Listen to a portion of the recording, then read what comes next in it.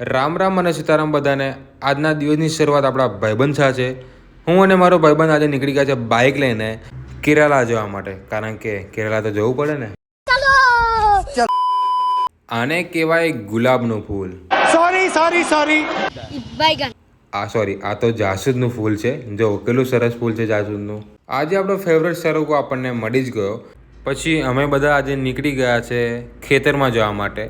જે ખેતરની જે હવા છે, જે ગામડાનું જે પ્રકૃતિ છે, એને હું મોજ માનતા માનતા ખેતર સુધી પહોંચી ગયો. શાબાશ બેટા.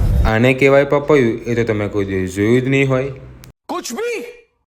આને કહેવાય સાપની કાચલી. ઇંગ્લિશમાં આપણે આને કહેવાય સેડર સ્કિન અને હિન્દીમાં કહીશું કેચુલી.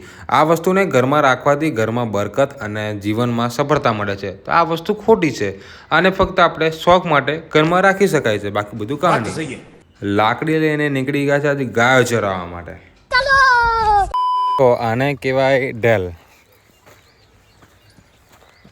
મોર જે છે મેલ વર્ઝન અને આ જે છે ફિમેલ વર્ઝન.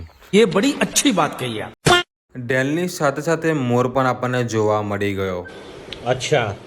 આને ભેંસ કહેવાય. એ તો તમે કોઈ દિવસ જોઈ જ નહીં હોય. घर भेगू थाने भाई. ઘરે જવા આપણે રવાના થઈ ગયા. જો વિડીયો ગમ્યો હોય તો લાઇક, શેર અને સબસ્ક્રાઈબ કરી દેજો.